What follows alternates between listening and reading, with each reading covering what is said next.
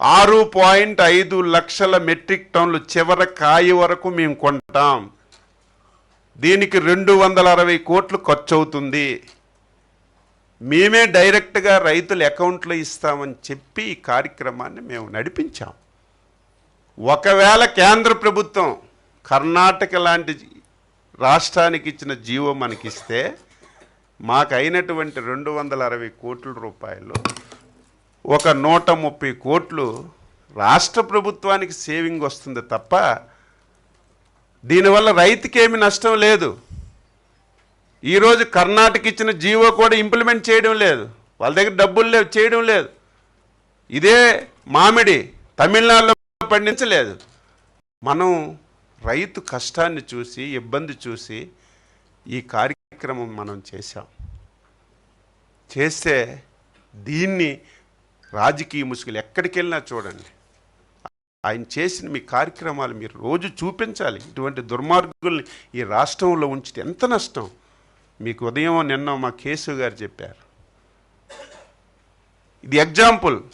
తెల్లవారితో అందరూ మాట్లాడతారు, తెలుగుదేశం వచ్చింది, ఎన్డీఏ వచ్చింది, 6 మాసాలు సంవత్సరం అయింది, సూపర్ 6 అమలు చేయలేదని చెప్తారు. మేము ఎక్కడైనా డబ్బులు తెచ్చి సూపర్ 6 అమలు చేయడానికి ప్రయత్నం చేస్తే ఆ డబ్బులు రాకుండా అడ్డు పెడతారు. అంటే ఇది ఒక ప్లాన్డ్గా, ఇది కూడా అంతే. మామిడిది కూడా సేమ్, ఏమీ లేని ఇష్యూని కావాలని చేశారు. ఒక ఎక్స్ఎమ్మెల్యే అసలు ఏమనాలి? ఎప్పుడైనా ఇటువంటి మాటలు విన్నామా?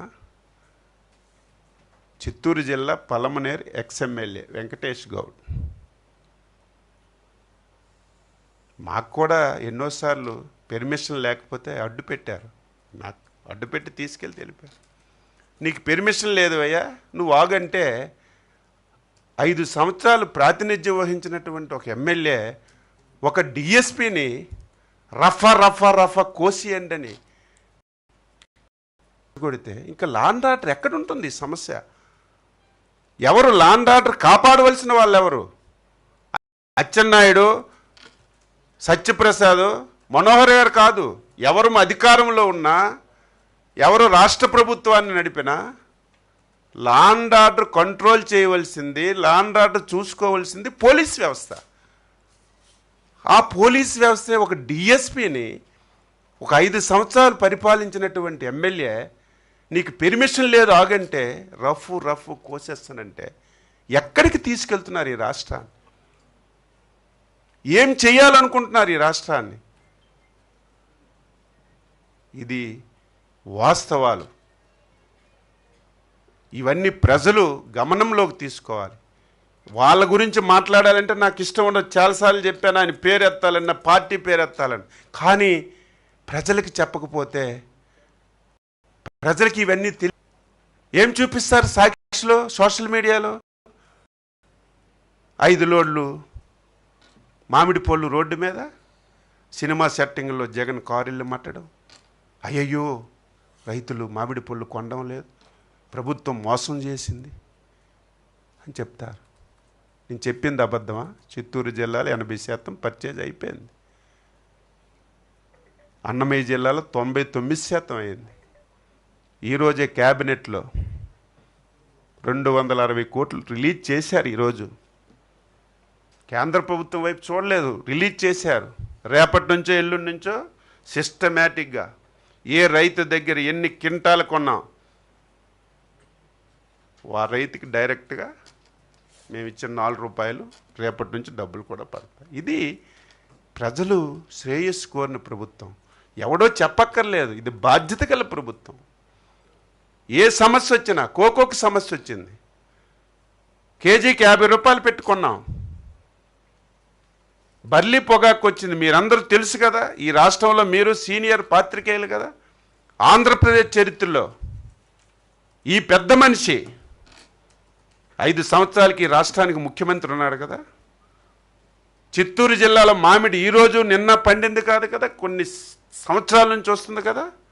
నువ్వు సాక్షాత్ ఈ రాష్ట్రానికి ముఖ్యమంత్రి ఉన్నప్పుడు 2 రూపాయలకి కేజీ పడిపోతే కనీసం నువ్వు మాట్లాడావా?